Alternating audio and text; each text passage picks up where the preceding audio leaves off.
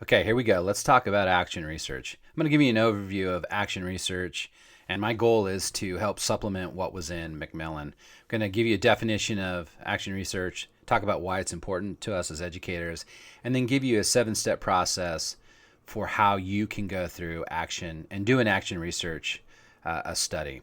So here we go. So what you see on the screen right now is a quote, and this quote is a definition or an explanation of action research and why in education we would want to conduct action research. This quote came from a book written in 2000 by Richard Sager, and this book was all about how to use action research to improve what we do in schools. Action research has really, as a method, hasn't been around for that long. It started in the 1940s by Kurt Lewin, a social psychologist, who used it in his own work. In education, in the mid 1990s is when it came into prominence, so it really hasn't been around in education for that long. Okay, so why do we want to use action research in the classroom? Why should we care about this, and why should we want to do this? Well, there's a variety of reasons. I'm going to talk about 5 of them. The number one reason why we'd want to use it in the classroom is it helps us improve what we do.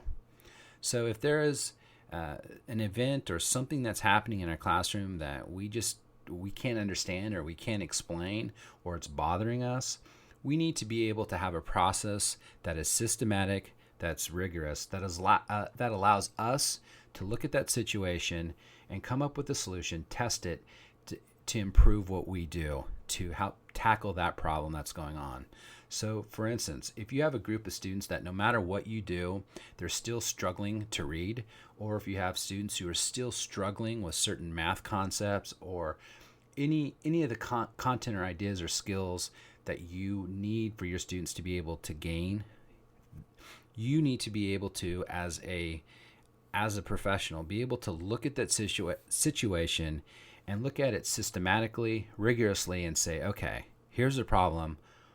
Here's what I'm currently doing. Why does this problem exist? Action research allows you to look at something that's going on in the classroom and come up with a solution to determine how you can best tackle that problem in order to change your practice to improve what you're doing. This being able to do this allows us to be what's shown in the 1980s. He came up with the idea of being a reflective practitioner. And really, the idea of being a reflective practitioner is always questioning and trying to understand what you do in your practice. So what do I do? He asks these questions. What do I do? How do I do it? And what does this mean for me and those I serve? So always looking at why you do certain things in the classroom, how do you do it, and the way I do it and what I do in the classroom, how does that affect my practice and how does it affect my students? So understanding action research and that process allows you to be a reflective practitioner. It also allows you to connect the theory that we learn with practice. So, and if you remember back to when you read Ellis and the work about research and why or how educational research is done, it's hard for us to connect theory with practice. There are a lot of theorists out there who tell us how we should conduct ourselves in teaching and learning environments, but it's hard to take that theory and put it into practice in meaningful ways that positively affect student learning. Action research allows us to do that. It allows us to be in our classrooms, look at the theories that guide what we do, and look at how those theories are play out in practice. Another thing about action research is it allows us to look at a situation and look at our situation from a personal perspective and look at it and conduct some research that has relevance to our specific classroom. And that's what you see on there, local relevance, not generalizability.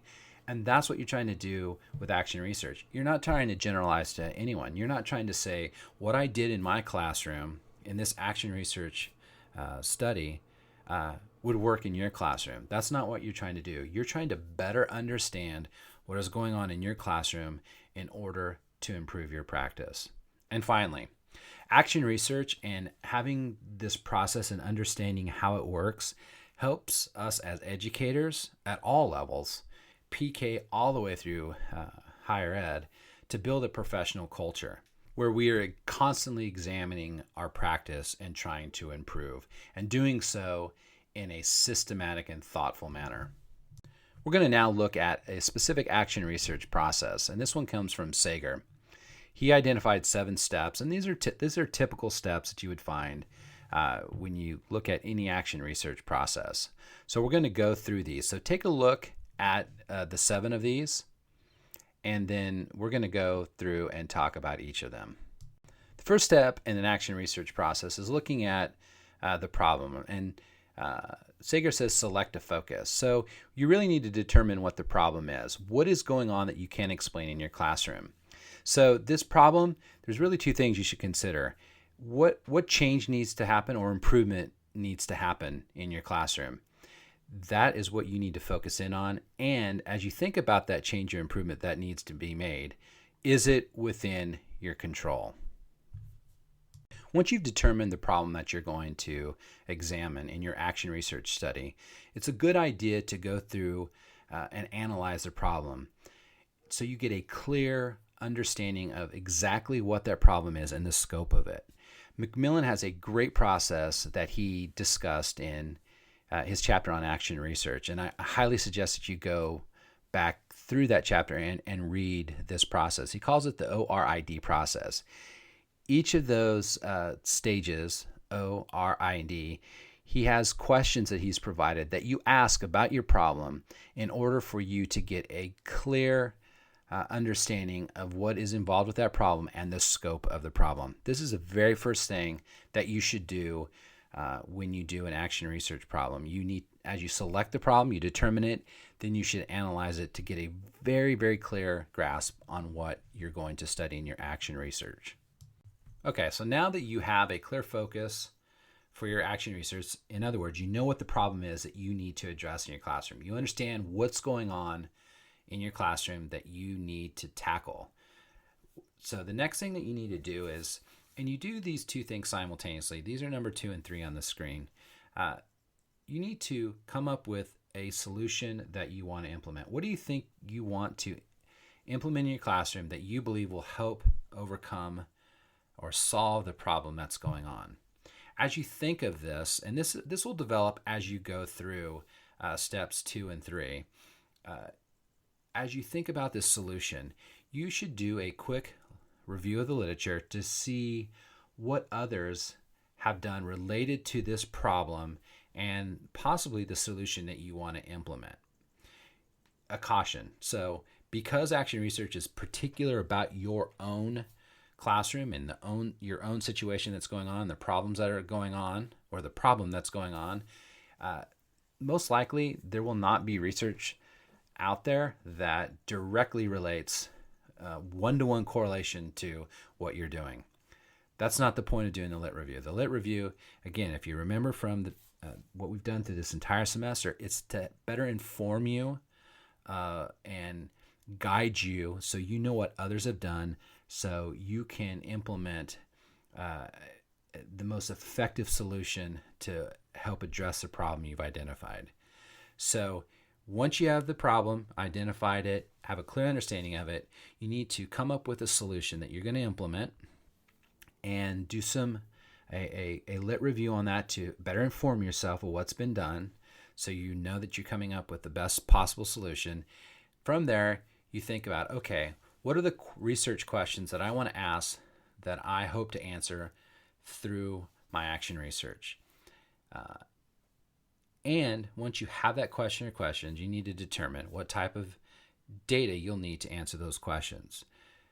That data will help you determine what kind of research design you'll use. Will it be more qualitative? Will it be quantitative? Will it be a mixture of both or mixed methods? Typically speaking, action research falls within a kind of a qualitative case study design. You observe what's going on in your classroom. You gather artifacts which could be assignments from what's going, your students have done.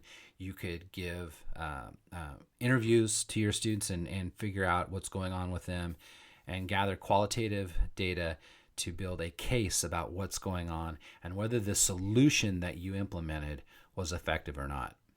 Another typical way it's a quantitative method is quasi-experimental.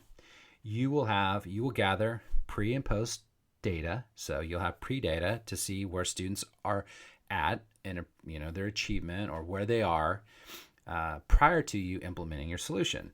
Once you implement your solution, you would do a post-assessment to determine whether there were changes from the beginning, before you implemented the solution, to after you implemented the solution. You can read more about that in Macmillan, and you have read about case study and qualitative design and quasi-experimental design. You've read that, and we've talked about it in our course this semester.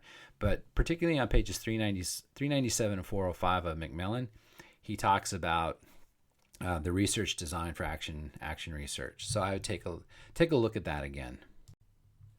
Now you should be at a point where you're collecting data.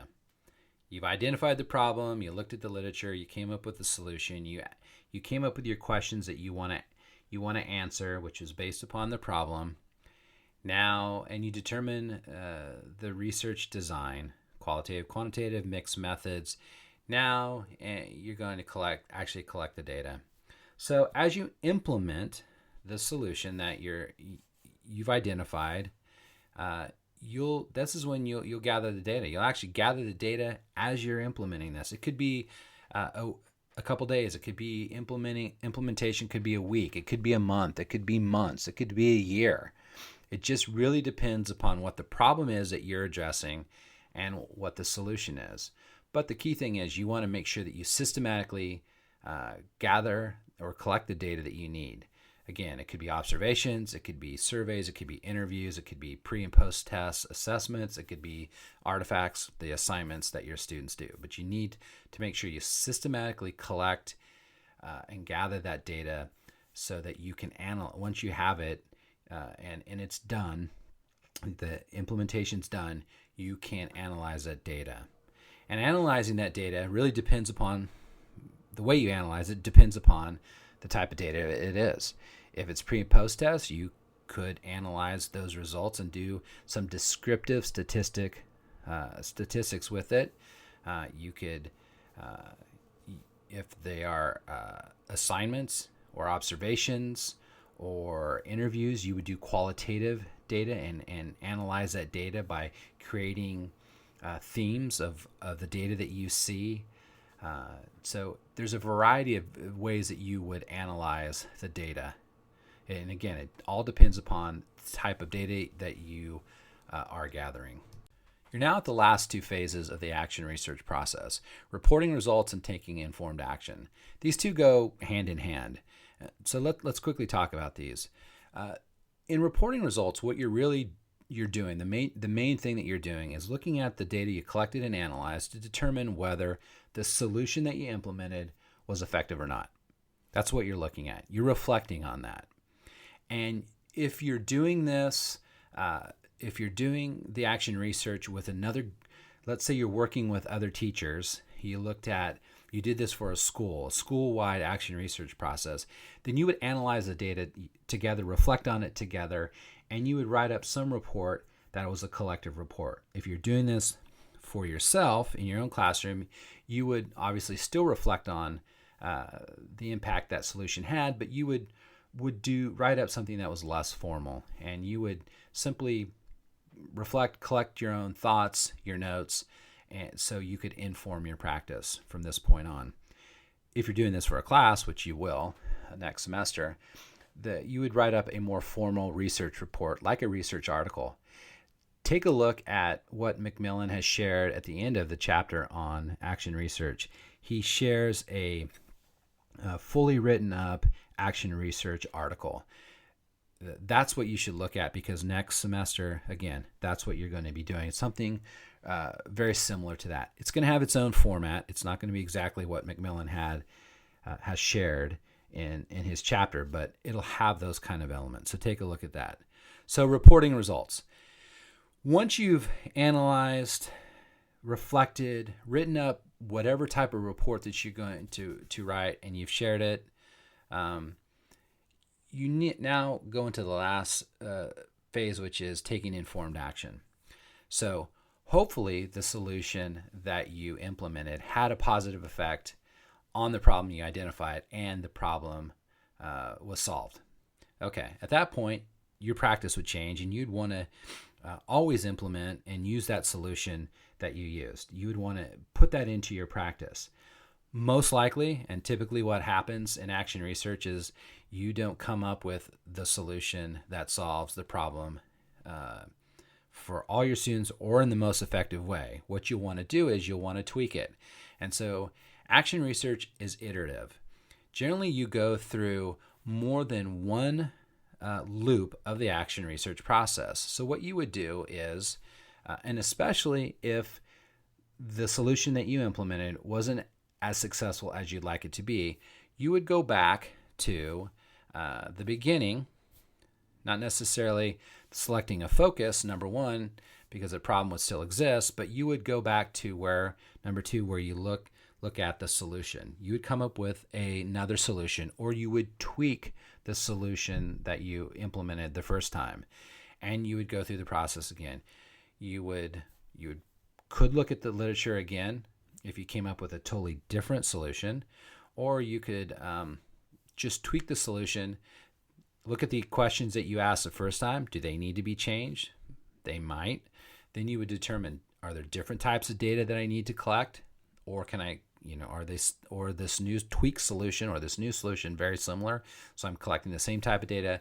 Then you would collect the data, analyze it again, then reflect on that, and in the report, in the reporting results section, you would say, or phase, and you would say, was I successful?